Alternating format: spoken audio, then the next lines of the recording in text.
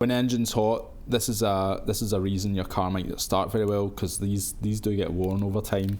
Problems start when you see things like this here. You can see that it's looking a little bit worn. And that's the same on the turbo harness as well. You can see here as well on the turbo, the strands broken. What I'm going to do is I'm going to replace this. One other thing that's quite handy to know is that if you're not sure what year your wiring's from, this part number here, so 82121 is the start for every wiring harness, and then 1C052. You can use the part diagrams online to figure out what vehicle that was from.